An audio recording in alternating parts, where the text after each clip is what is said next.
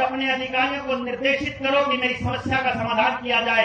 और डीसी जब देखे उस कागज को देखते ही सबसे पहले फोन खड़काए कि भाई ये जनता सरकार मोर्चा वालों का मैसेज आया है, इनका काम जल्दी से जल्दी होना चाहिए। उस दिन हम जनता सरकार मोर्चा की कागज को देखेंगे। भारत की हुंकार है। 1 लाख लोग जिस दिन जागे हुए हमारे पास इकट्ठे हो गए, जो कि विद नेम हमको मालूम है कि इस जिले में, इस गांव में ये साथी को पूरी ट्रेनिंग ली हुई है, जिसने पूरा कॉन्सेप्ट समझा हुआ है। आप समझिएगा, पूरे षड्यंत्र को समझाने में हमको ट्रेनिंग में 3 दिन लगते हैं। 3 दिन षड्यंत्र समझ में नहीं आता है, उसके बाद भी हमको लगता है कि कुछ कमी रह गई। वो बात हम आधे घंटे में, 1 घंटे में पूरी नहीं कर पाएंगे। इसलिए आपको एक काम करना है, यहां से जाने के बाद अपने आसपास के लोगों को तैयार करना है एक काम के लिए कि अपने जीवन के 3 दिन हमको दे दीजिए, अपने बच्चों को बचाने के लिए, अगली पीढ़ी को बचाने के लिए। हम एक जगह सुनिश्चित करेंगे, आप दूसरे स्टेट से हो तो आपके दूसरे स्टेट में आएंगे, आपको बताएंगे कि आपकी गुलामी का आधार क्या है और उससे बचने का रास्ता क्या है। और जिस दिन 1 लाख लोग समझे हुए हमारे पास हो गए, उस दिन हम स्वराज की घोषणा कर देंगे कि हमारा राज आ गया। आपने जनता सरकार मोर्चा के लोगों में देखा होगा कि यहां किसान के बैल की जगह हमने नेताजी को रखा हुआ है और पीछे से हल्की मूठ, कंट्रोल और सांटा बोलते हैं अपने हरियाणा के अंदर। डंडी के पीछे चमड़े की एक लेदर की बेल्ट होती है, जो उस बैल को ये इशारा देने के लिए होती है कि जैसे ही वो उल्टा चले उसको लगा के बताया जाता है कि ना, इधर नहीं जाना है। वो किसान और हम भारत के लोग और जनता सरकार मोर्चा वो सांटा लिए हुए लोग हैं जो उस नेता को बैल की जगह जोतने वाले हैं आने वाले समय में। आप लोग अपनी जरूरत का कानून, सबसे ज्यादा मजबूत कानून आरटीआई का कानून है। आप वहां से अपनी जानकारियां इकट्ठा कर सकते हैं कि आपके हित के कौन सी नीतियां बनी, किसने कितनी चोरी करी, किसने कितने योगदान दिए। आरटीआई के कानून को लगातार कमजोर किया जा रहा है। क्या हमको इसका विरोध नहीं करना चाहिए? हमसे जबरदस्ती जमीनें खरीद ली गई, हमसे जबरदस्ती जमीनें एक्वायर करके उसके ऊपर एलिवेटेड हाईवे बना दिए गए, एलिवेटेड रेलवे के प्लेटफॉर्म, रेलवे के ट्रैक बना दिए गए और फिर प्राइवेट कंपनियों को सौंप दिए गए। और उसके ऊपर किसान की बुग्गी झोटा नहीं चल सकता, किसान की ट्रैक्टर ट्रॉली नहीं चल सकती, हमारे बच्चों की मोटरसाइकिल नहीं चल सकती, वहां पर हम लोग नहीं चल सकते। ये तो कमाल की तानाशाही है। और देश के लोगों को यह बोलना पड़ेगा, जमीन हमारी है, हमारे पैसे से सड़क बनी है और हमको ही चलने नहीं दोगे। क्या हमको इसका विरोध नहीं करना चाहिए? इन सारी की सारी डिमांड्स के ऊपर हमको जनमानस तैयार करना पड़ेगा। ये लोग फार्मा कंपनियों के जो गुलाम हैं, इन लोगों ने एलोपैथी का इतना प्रचार कर दिया है कि रॉकफेलर और रॉथशाइल्ड की उस पूरी की पूरी यूनाइटेड नेशन और वर्ल्ड बैंक और WHO, वर्ल्ड हेल्थ ऑर्गेनाइजेशन को पालने में लगे पड़े हैं। क्या हमारा आयुर्वेद इतना गया गुजरा है? जब आयुर्वेद हमको इतनी शिक्षा दे सकता है कि हम हर घर के अंदर स्वस्थ रहने का पैमाना तय कर सकते हैं, ऋतुचर्या और दिनचर्या के हिसाब से अगर हम जीवन जीते हैं तो हम बीमार ही नहीं पड़ेंगे, तो क्या जितना फार्मा कंपनियों का और मेडिकल का बजट है उसमें 50% बजट कम से कम आयुर्वेद का नहीं होना चाहिए? हमको इस बात के लिए भी जनमानस तैयार करना पड़ेगा। शिक्षा का बजट 4% भी नहीं है दोस्तों, 4% भी नहीं। स्कूलों में टीचर्स नहीं है, कॉलेज में, यूनिवर्सिटी में 70% सीटें खाली पड़ी है, लेकिन सरकार को टैबलेट देने की जल्दबाजी पड़ी है कि इनको जल्दी जल्दी कोई ना कोई टैबलेट दो। आपके बच्चे जो स्कूलों में पढ़ रहे हैं, मास्टर जी पढ़ाने का काम नहीं करते हैं, उनको PLO बना दिया गया, उनको लेटरिंग करने वालों के फोटो खींचने लगा दिया गया, उनको कह दिया गया कि तुम लोग ये पता करो गांव में कितने लोगों के आधार कार्ड फैमिली ID के साथ जुड़े हुए हैं, तुम लोग ये पता करो सरपंच ने क्या क्या कर लिया, कितने लोगों के घर में शौचालय बन गए, कितने डंगरों के ID कार्ड बन गए। बच्चा कितना पढ़ता है उससे कोई मतलब नहीं है, लेकिन बच्चे के पढ़ने का काम वो दो, एक टैब दे दो, उस टैब के अंदर सरकार का आंकड़ा है दोस्तों, आपको पता चले 85% बच्चों ने अश्लील सामग्री सर्च की उसके अंदर। आपके बच्चे सिलेबस के नाम पर जब ऑनलाइन किताब उठाते हैं, फेसबुक उठाते हैं, यूट्यूब उठाते हैं और कोई भी सॉफ्टवेयर उठाते हैं, उसके ऊपर जबरदस्ती गंदी गंदी वीडियो आती हैं।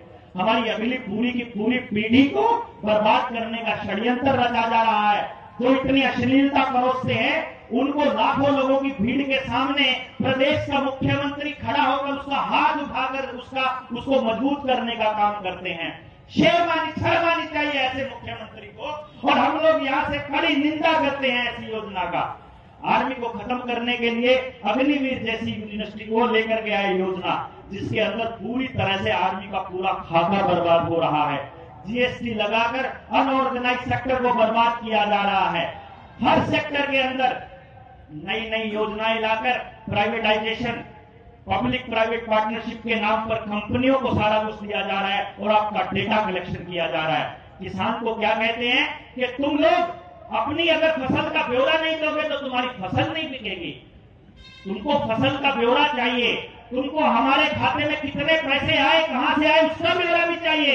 हम लोग कैश जमा कराएंगे, कैश निकलवाएंगे, उसके ऊपर पूरा टैक्स लगाओगे।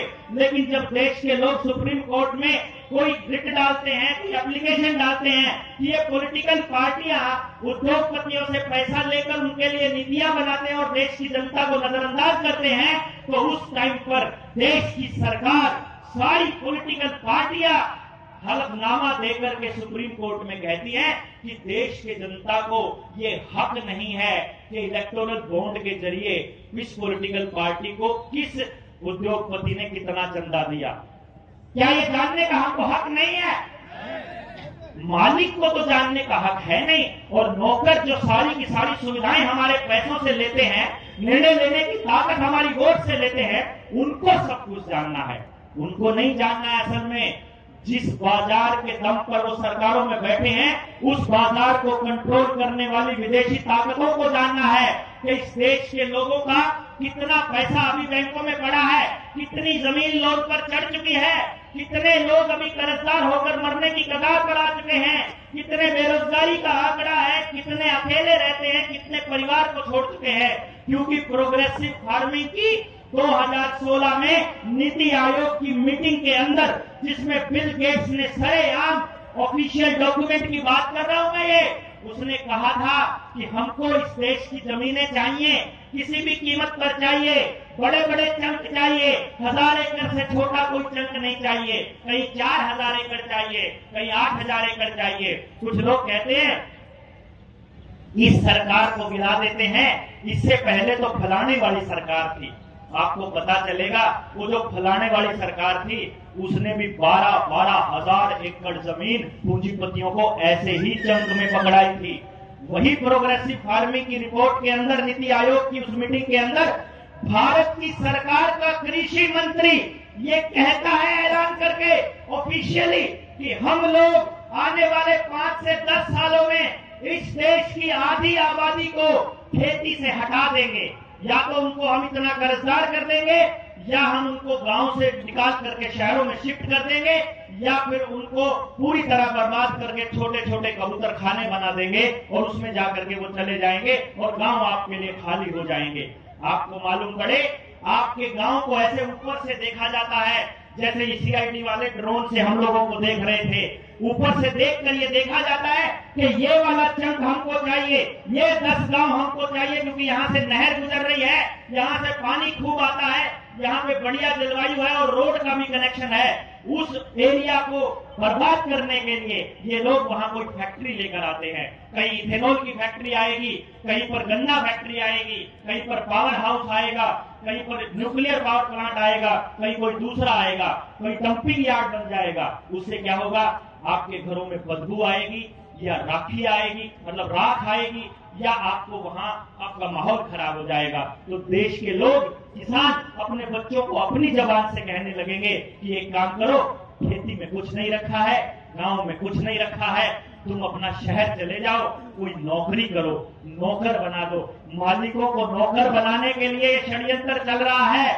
आपको मालूम पड़े, जो हमारे पुरखे कहा करते थे कि खेती सबसे उत्तम है और नीच सबसे काम अगर कोई है तो वो नौकरी है, क्योंकि इस लॉकडाउन के दौरान आपके बच्चों की जिंदगियों को बर्बाद करने वाला कोई और नहीं था, वो नौकर था, नौकर। चाहे आंगनबाड़ी वर्कर हो, आशा वर्कर हो, स्कूल का मास्टर हो, एसडीएम हो, तहसीलदार हो, पुलिस वाला हो या कोई डीसी हो, सबको जब आप सच्चाई बताते थे और कहते थे कि देखो ये देश के साथ फ्रॉड कर रहे हैं अंतर्राष्ट्रीय ताकतें और देश के नेताओं को किराया पर लिया हुआ है और तुमको ये पैसे का लालच दे करके हमारे साथ जबरदस्ती और जाति कर रहे हैं, तो वो आदमी आपको हाथ जोड़कर चुपचाप एक लाइन बोलता था, हम क्या करें जी, हम तो नौकरी करते हैं। यही कहा करता था ना। ये नौकरी जो है ये आपके ही भाई बहनों को दे करके, आपके ही पड़ोस को दे करके आपको बर्बाद करने का काम कर रहे हैं। इसके खिलाफ लोगों को जगाना होगा, इसके बारे में बताना होगा।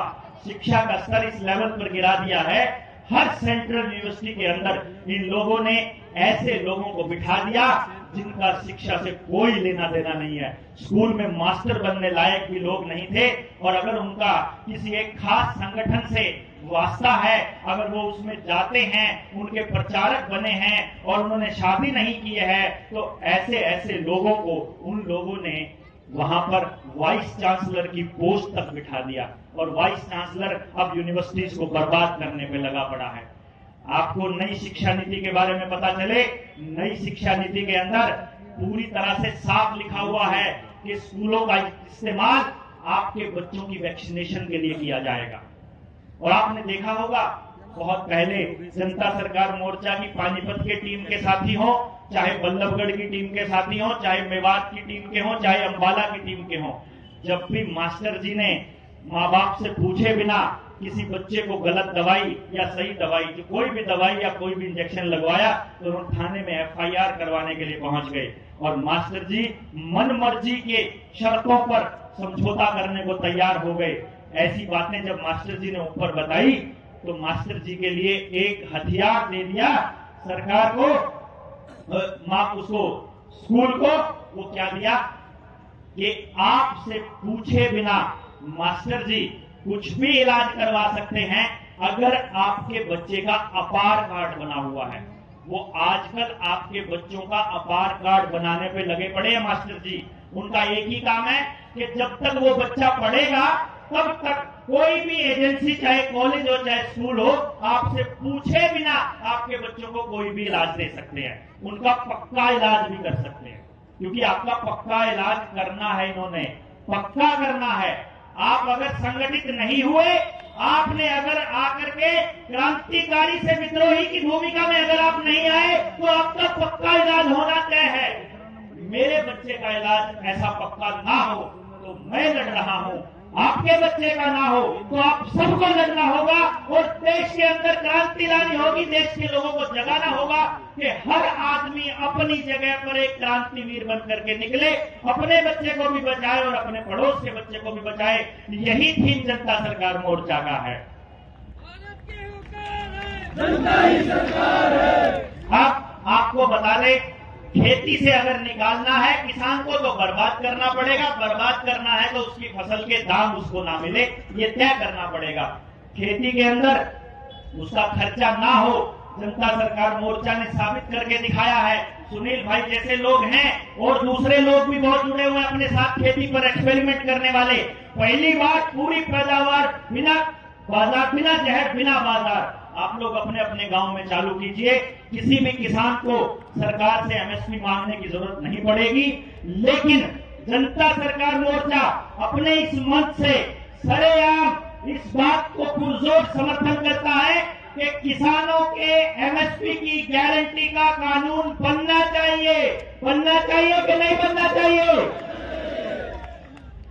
आने वाले वक्त में चुनाव है, 2024 में आप लोगों से पूछा जाएगा कि किसको वोट करें, हमसे भी पूछा जाएगा। तो भैया जी आपको एक अल्टरनेट तो देना पड़ेगा ना कि किसको वोट करें। अगर आप वोट करते हैं किसी चोर को तो चोर बन जाएंगे आप भी और हम भी, और अगर नहीं करते हैं तो फिर से चोर सत्ता में आएंगे। तो जनता सरकार मोर्चा एक प्लान कर रहा है और आपसे पूछ रहा है क्या ऐसा होना चाहिए। हम अगर देश की जनता से आह्वान करें कि तुम लोग अपने गांव से हमको 5-5 एमएलए के कैंडिडेट हमको दे दो, 5-5, एक ओबीसी, एक एससी, एक महिला, 2 जनरल, या जहां जिसकी आबादी ज्यादा है 5 दे दो, 10 दे दो। और अगर एक विधानसभा में 70 गांव से हमको 350-400 एमएलए के कैंडिडेट बन जाएं, मिल जाएं, और उन सारे एमएलए एमपी के कैंडिडेट को जनता सरकार मोर्चा पूरा षड्यंत्र समझा दे कि तुमको विधानसभा के अंदर तुम्हारे साथ क्या क्या गद्दारियां होती हैं और तुम्हारे हाथों से कैसे बर्बाद किया जाता है, और उसके बाद उन सारे के सारे लोगों को समझा करके ये तय कर लिया जाए कि विधानसभा में एक आदमी अगर वहां पहुंचा हुआ है तो जो 5 आदमी गांव ने छांट करके दिए थे उनकी ताकत भी गांव के अंदर एमएलए की जितनी हो, तो हमारे गांव के पास जनता की ताकत वैसी की वैसी रहेगी।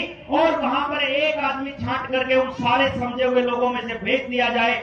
जिस भी विधानसभा के अंदर अगर हर गांव अपने अपने बच्चों को हमको दे देता है और उनको ट्रेनिंग दे दे, तो क्या ऐसे लोगों के ऊपर एक्सपेरिमेंट करना चाहिए? करना चाहिए कि नहीं करना चाहिए? आपको इस बात का प्रचार करना पड़ेगा। कोई भी मीडिया हाउस इसका प्रचार नहीं करेगा। हर गांव से अगर हमारे पास 5 बोलने वाले बच्चे हों, जिनको शिक्षा का भी स्ट्रक्चर पता हो, स्वास्थ्य का भी पता हो, न्याय का भी पता हो, राजनीति का भी पता हो, खेती का भी पता हो, तो आपके गांव की ताकत आपके पास रह सकती है।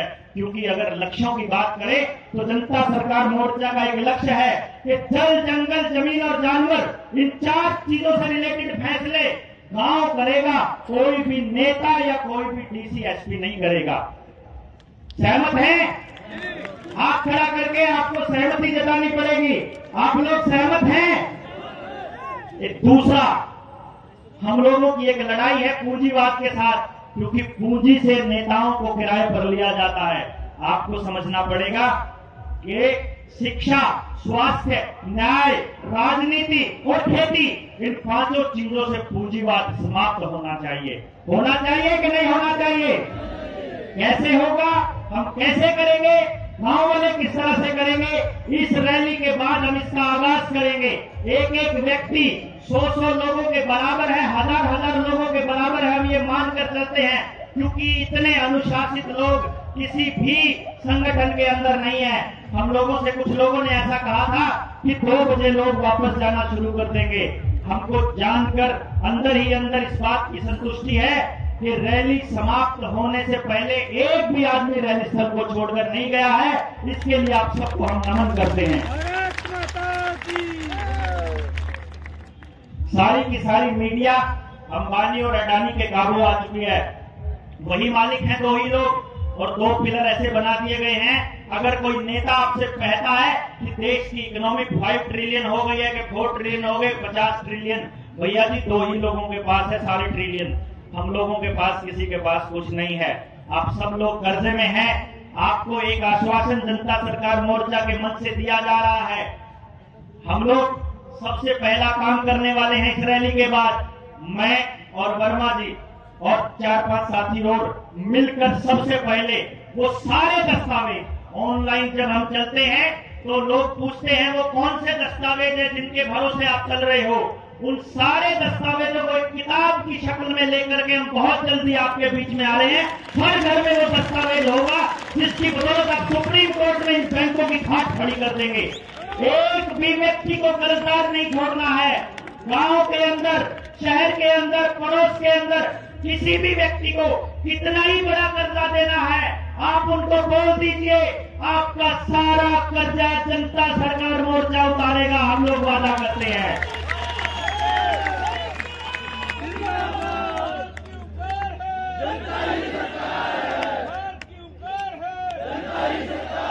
बस आपको ये समझना होगा कि कर्जे से मुक्त करना जनता सरकार मोर्चा का मकसद नहीं है। आने वाली पीढ़ियों तक भी कर्जे से मुक्त रखना जनता सरकार मोर्चा का मकसद है। हम लोग एक ऐसी व्यवस्था बनाने की दिशा में काम करने वाले हैं कि आने वाली पीढ़ियां इस कर्जे के दलदल में कभी फंस ही ना पाए। आने वाले वक्त में सरकार के अंदर किसी का भी कोई भी आदमी सरकार में हो, कोई भी पार्टी सरकार में हो, कोई भी एमएलए हो, कोई भी एमपी हो, ताकत जनता के हाथ में रहनी चाहिए। ये जनता सरकार मोर्चा का मकसद है। यहां आप लोग आए, आप लोगों को एक काम सबसे पहले करना होगा। यहां से जाने के बाद नियम बना लीजिए, सोना नहीं है उस दिन से पहले, उस टाइम से पहले सॉरी, तब तक सोना नहीं है जब तक ये तय ना कर लो कि आज मैंने ये 2 परिवार अपने साथ जोड़ लिए। इस परिवार को बहुत बढ़ाना, कम से कम 2 परिवार। कुछ भी नहीं कर सकते हो तो फोन तो कर ही सकते हो ना, बता तो सकते ही हो ना। एक अपने रिश्तेदार को, एक अपने आदमी को, इस पूरे के पूरे षड्यंत्र की एक वीडियो बनाएंगे हम 2-4 घंटे की। उस पूरी की पूरी वीडियो को उसको बोलिए मेरे कहने से ये पूरा सुन लो, एक बारी इसको समझ लो। तुम्हारे बच्चों को भी बचाना है, अपनों को भी बचाना है। उसको रिक्वेस्ट करो, अधिकार पूर्वक कहो, जैसे मर्जी कहो, लेकिन सबसे पहले उनको ये कहो कि भैया इसको समझ लो। अगर तुमको लगे कि ये बच्चे, ये जो नौजवान साथी, ये हमारे बुजुर्ग, ये नेता, ये ठीक काम कर रहे हैं तो आप हमसे जुड़ जाइए और आने वाली रैली के अंदर आने का आपको प्रॉमिस कर दीजिए, क्योंकि अगली रैली हम ऐसी नहीं करने वाले हैं। अगली रैली हम चुपचाप करने वाले हैं। बस हम पहुंच जाएंगे। आपको इस तरह से आपको स्ट्रक्चर बनाना होगा कि एक मैसेज गया, उसने 20 लोगों को किया, उसने 20 लोगों को किया, उसने 20 लोगों को, सरकार को पता ही ना चले कि 1 लाख लोग आई गए। कर सकते हैं ये काम हम लोग, करना चाहिए, करोगे। हमको, मैं जिस हिमांशु पाठक को आपके सामने खड़ा किया गया था ना जनता सरकार मोर्चा ने, हम लोग मिलकर एक पूरा स्ट्रक्चर तैयार कर रहे हैं। नेता की गर्दन को पकड़ने का स्ट्रक्चर, ऐसा पकड़ने का कि घर बैठे बैठे ये लोग क्या सोचते हैं, क्षतिपूर्ति कानून लाकर हमसे बाहर निकलने पे पाबंदी लगाएंगे, ये हमारे लोगों को मारपीट करेंगे। फरीदाबाद में जब पोस्टर लगा रहे थे हमारे साथी अंकुश के ऊपर, उनके सरकार के गुंडों ने अटैक किया।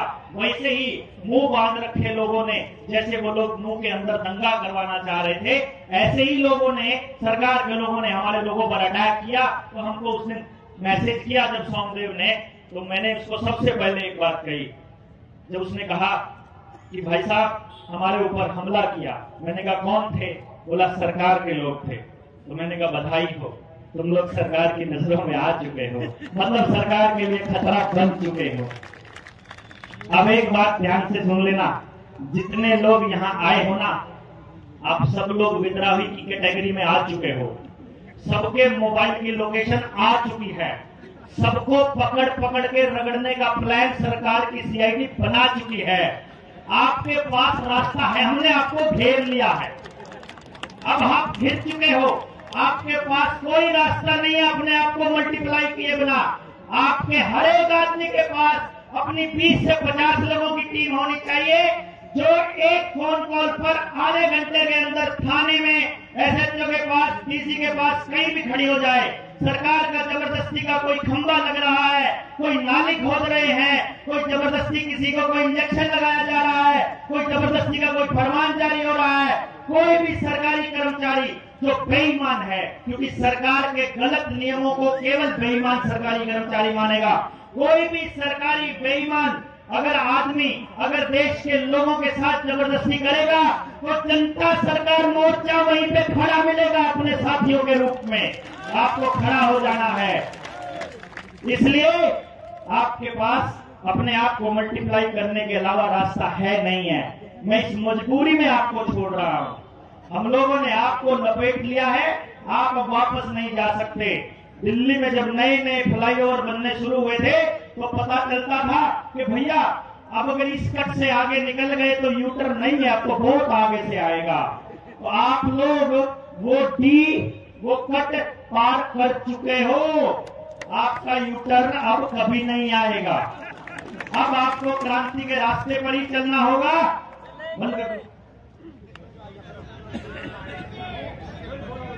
अब आपको इस क्रांति के रास्ते पर आगे ही बढ़ना होगा।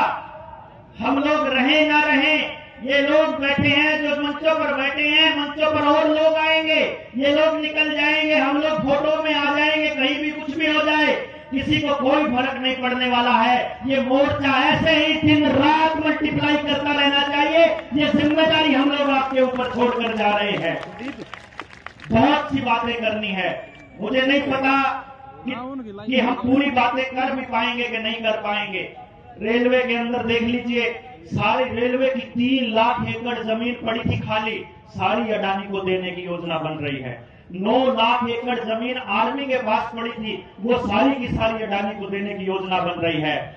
18 की 18 ऑर्डिनेंस फैक्ट्री आप लोगों ने, ऑर्डिनेंस फैक्ट्री आपने देखी होंगी, वो सब बेच चुके हैं। आर्मी को पूरी को बेचने की योजना है। सीआरपीएफ, सीआईएसएफ, पुलिस को खत्म करने की योजना है। ट्रैफिक पुलिस का काम सीसीटीवी कैमरे करने वाले हैं। सीसीटीवी कैमरे और टैबलेट देने की बड़ी जल्दी है सरकार को, हमारे स्कूलों के अंदर टीचर्स देने की जल्दी नहीं है। और एक बड़ी बात, आप सबकी जमीनों को सरकार अपने नाम कर चुकी है। हर पंचायती जमीन को, हर ग्राम सभा को वापस मांगना चाहिए कि नहीं मांगना चाहिए? आपके स्कूल की जमीन, अस्पताल की जमीन, जोहड़ की जमीन, सार्वजनिक चौपालों की जमीन, सबकी रजिस्ट्री सरकार अपने नाम कर चुकी है लाल डोरा तोड़कर। ये सारी जमीन वापस लेंगे। गांव गांव जाकर चालू हो जाइए। हर टोल के आसपास के 15-20 गांव के अंदर 1000-2000 लोगों की एक टीम तैयार कर दीजिए। जब हम कहेंगे, जब इधर से ऐलान होगा, तभी सरकार का पूरा चक्का जाम होना चाहिए। इस जीटी रोड को आप बैन करोगे तो इन्होंने एलिवेटेड हाईवे बना लिए हैं। इन एलिवेटेड हाईवे का भी जुगाड़ करना पड़ेगा। जिस गांव को ये जगह नहीं दे रहे हैं, उस गांव के लोगों को हम ऐलान करते हैं, आप लोग अपने गांव की 5-5, 4-4 जेसीबी ले लीजिए। लोग चुपता जनता सरकार मोर्चा करेगा, हम गारंटी लेते हैं। जेसीबी ले लो, इनके सारे एलिवेटेड हाईवे के रास्ते हमको खुद बनाने पड़ेंगे। आज के टाइम पर हम इस रास्ते पर नहीं आए हैं। सरकार अगर हमारी बातों को इग्नोर करेगी तो हम लोग ऐलान करते हैं कि विद्रोह की ये भाषा हमको अपनानी पड़ेगी। अभी आपको क्या करना है, जाते हुए किसी भी सार्वजनिक संपत्ति का कोई नुकसान नहीं होना चाहिए, क्योंकि वो आपकी ही संपत्ति है। अभी पूरी तरह से शायद नहीं बिकी है, हम उसे वापस ले लेंगे। एक बात आपको ध्यान से देनी है, कोई हुड़दंगबाजी नहीं करेंगे। जितने लोग यहाँ आए हैं, जितने लोग जनता सरकार मोर्चा की बातों से सहमत हैं, ये नंबर लिखा हुआ है 9518170000। इस नंबर पर मिस्ड कॉल करनी है सबको कि हम लोग यहाँ आए हुए हैं। आज ये परिवार बढ़कर इतना बड़ा हो गया है, जनता सरकार मोर्चा का परिवार जिस दिन 1 लाख परिवारों का हो गया, उस दिन हम स्वाधीनता की घोषणा कर देंगे कि अब हम तुम्हारे गुलाम नहीं है, ना तुम्हारा दस्तावेज चाहिए, ना तुम्हारे स्कूल कॉलेज चाहिए। हम लोग 100% रोजगार देने वाली शिक्षण व्यवस्था चालू करेंगे जनता सरकार मोर्चा के तत्वाधान में। लड़की की शादी की उम्र आपसे पूछे बिना 21 साल कर दी इन लोगों ने। क्या कहते हैं कि बच्ची को आत्मनिर्भर बनाना चाहते हैं। और कैसी आत्मनिर्भर बनाना चाहते हैं कि अगर 21 साल से पहले शादी करोगे, सरकार क्या कहती है मालूम है आपको? करियर बनाने का टाइम है। मां बनने के लिए पहले कहते थे 18 साल की उम्र सही है। उन्होंने देखा 18 साल में पूरी तरह बर्बाद नहीं हुए इनके परिवार, तो 21 साल करो इनकी लड़की की उम्र। और 21 साल भी ऐसे नहीं करनी है। अगर 21 से पहले शादी कर दी तो इनकी बच्ची को, इनके पिता को, बच्ची के पिता को जेल हो जाएगी। लेकिन आपकी बच्ची रखैल की तरह 16 साल की उम्र में लिव इन रिलेशनशिप में रह सकती है। ऐसा कानून चाहते हो क्या? इंडो इजराइल प्रोजेक्ट के तहत पर, इसकी तर्ज पर सारे के सारे रिसर्च सेंटर में आपके डंगरों की नस्ल खराब करी जा रही है, जेनेटिकली मॉडिफाई किया जा रहा है। जेनेटिकली मॉडिफाइड टमाटर, खीरे और शिमला मिर्च जैसी चीजें, तेल, कपास, सरसों, सब जेनेटिकली मॉडिफाइड किया जा रहा है। और ब्राजील की सरकार ने 2020 में एक रिसर्च जारी की थी जिसमें बताया था कि जो भी लोग जेनेटिकली मॉडिफाइड आइटम खाते हैं वो सारे के सारे और उनकी अगली संतानें नपुंसक और बांझ पैदा होंगी। ये रिसर्च है बकायदा, आपको जानना होगा। जिस टाइम पर वो हमारे कौन से नेता, क्या नाम था उनका, जो जिनको मार दिया गया था, अनिल माधव दवे, आरएसएस के बहुत बड़े प्रचारक और विद्वान व्यक्ति थे, देशभक्त इंसान थे। जब जेनेटिकली मॉडिफाइड सरसों के केस आया और उन्होंने कहा कि मैं ये केस पहले रिसर्च के लिए भेजूंगा, देखूंगा अगर इससे जमीन को कोई नुकसान ना होता हो, अगर अगली पीढ़ी को कोई नुकसान ना होता हो तो हम इसको पास करेंगे। जिस दिन उसने वो फाइल वहां अटकाई तो भाई साहब उसी दिन अगले दिन हमें अखबार में एक छोटी सी कटिंग नजर आई कि अनिल माधव दवे बाथरूम में पड़े हुए मिले। मेरे को दो बाथरूम में पड़े हुए मिले और वो मिले ही नहीं। फिर उसके बाद क्या होता है मालूम है? अंबानी की एक कंपनी से एक डायरेक्टर इस्तीफा देता है। बैकडोर एंट्री यूपीएससी में चालू की थी, 400 लोग अंदर किए इन्होंने। हर मिनिस्ट्री के अंदर एडिशनल चीफ सेक्रेटरी के लेवल पर कंपनियों का एक आदमी बैठा है जो मंत्रालय को कंट्रोल करता है, और वो कहता है वो वहां से इस्तीफा देकर के एसीएस बनता है, उस फाइल के ऊपर साइन करता है, फाइल को पास करता है, जीएम सरसों को पास देने के बाद वापस जाकर कंपनी ज्वाइन कर लेता है। ये हालत हो रही है आपके पीछे से, क्योंकि आपको आरटीआई का कानून के जरिए अनजान रखा जाता है। सारी मीडिया को अंबानी अडानी ने खरीद करके इस तरह से रख दिया है कि कोई भी मेन स्ट्रीम मीडिया का आदमी यहां आकर जनता सरकार मोर्चा की रैली को कवर करने की हिम्मत नहीं कर सकता। ये ताकत है आपकी जनता सरकार मोर्चा की, ये ताकत है। किसी ना किसी पॉलिटिकल पार्टी के पास जाओगे, उसकी रैली में जाओगे, आपको पूरा मीडिया का हुजूम मिलेगा। हमारे पास तो भैया मीडिया को देने के लिए पैसे नहीं है, उनके अरेंजमेंट करने के लिए हमारे पास तो कुछ नहीं है। जो लोग मांगते हैं, जो ईमानदार लोग खड़े हैं, जिनको पता है कि समाज को सच जाना चाहिए, वो आ गए हैं। जिन लोगों के पास देने के लिए कुछ नहीं है, तो भैया हमारी खबरें अगर वो नहीं दिखाएंगे तो आपको मीडिया का रोल अदा करना पड़ेगा। करोगे? दूसरी चीज, हम लोग एक ज्ञापन दे रहे हैं आप लोगों की परमिशन से। अगर आप लोग मानते हैं कि ये सारे लोग ये ज्ञापन सही हैं और हमने सही तरह से अभी रखे हैं, क्योंकि ये शुरुआत है, अभी हम लोग नोटिस में आ जाएंगे कि यार ये इतनी खतरनाक मांगे मानना शुरू कर दिया, ये आगे आगे क्या क्या करेंगे। तो अभी आप लोगों को डराया जाएगा, धमकाया जाएगा, आपके घरों पर रेड करी जाएगी, आपके खाते सीज करे जाएंगे, आपको मारा भी जा सकता है, आपको प्रताड़ना भी दी जा सकती है और आपको लालच भी दिया जा सकता है कि आप लोग पार्टियां ज्वाइन कर लीजिए। तो कुछ पॉइंट हैं जो हमने कहा है, पहले बताइएगा, हाथ खड़ा करके समर्थन दीजिएगा अगर आपको लगता है कि ये वाला मुद्दा सही है।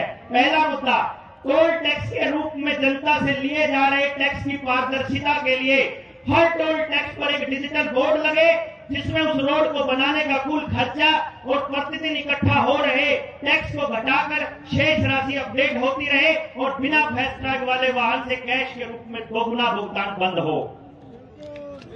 आपका समर्थन है। अंग्रेजी के नाम पर भारत की गुलामी, भाषा की गुलामी, जिससे आने वाली पीढ़ियां ना तो सही से अंग्रेजी में निपुण हो पा रही है और ना हिंदी में। हर प्रशासनिक कार्यालय में और स्कूल में हिंदी भाषा को प्राथमिकता दी जाए। और अगर हिंदी नहीं है, अगर हम लोग बात करें केरला की, अगर हम बात करें तमिलनाडु की, महाराष्ट्र की, तो वहां की जो क्षेत्रीय भाषा है उसको प्राथमिकता दी जाए।